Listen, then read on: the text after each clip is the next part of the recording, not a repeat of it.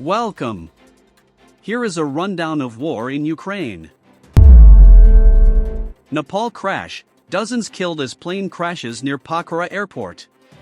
Dozens of people have been killed after a plane with 72 people on board crashed near an airport in central Nepal.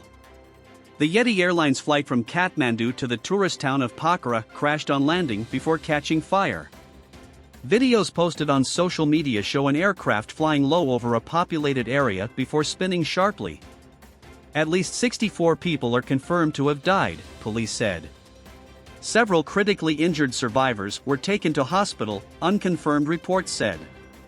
Hundreds of Nepalese soldiers are involved in the operation at the crash site in the gorge of the Seti River, just 1.5 kilometers from the airport.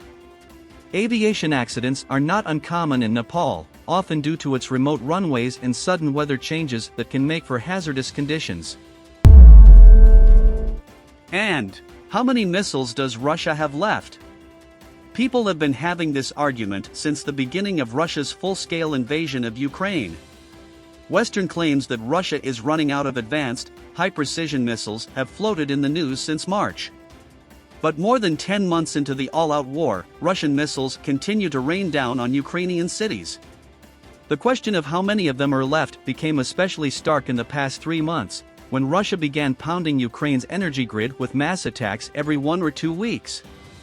These strikes used a range of different missiles, some repurposed from their primary uses, backed up by Iranian kamikaze drones. The short answer is, no one outside Russia has indisputable numbers on its stockpiles and production rates. Ukraine released figures, but they have not been independently verified. There are also estimates from Western analysts relying on observable clues. Many estimates agree on one thing: Russia's strategic bombing campaign is burning through missiles at an unsustainable rate. If it keeps going, Russia should come to a point where it won't be able to launch mass strikes every 1 to 2 weeks anymore, even if it keeps dipping into its strategic reserves. Ukraine says that this point is just 3 mass strikes away. But Russia won't run out, as in, literally have no more missiles to shoot, even if its stocks are truly that low. So far, it's been able to continue manufacturing modern cruise missiles in spite of sanctions and reportedly has a plan to source missiles, in addition to drones, from Iran. In short, missile strikes will continue, but they may soon become less frequent and drones might have to do more heavy lifting. But to achieve its strategic bombing goals, destroy Ukraine's energy system, Russia needs to be able to hit Ukraine with as much as it can, as often as it can. Ukraine's most detailed claim about Russia's missile situation came in a chart tweeted by Defense Minister Alexei Reznikov on November 22, purporting to show the difference in Russia's arsenal between February 23, before the full-scale invasion, and November 18.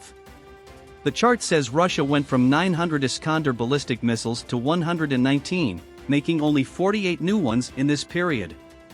Reznikov claimed that Russia had spent 391 of its 500-caliber cruise missiles, while making 120 new ones.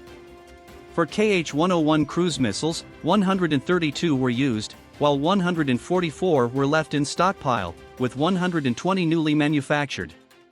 The most advanced and precise missiles require advanced electronics. Sanctions have been placed on Russia to limit its access to this technology. Even so, Russia seems to have been able to go on producing weapons. Defense intel firm Janes told the New York Times that Russia probably stockpiled microchips before February 2022.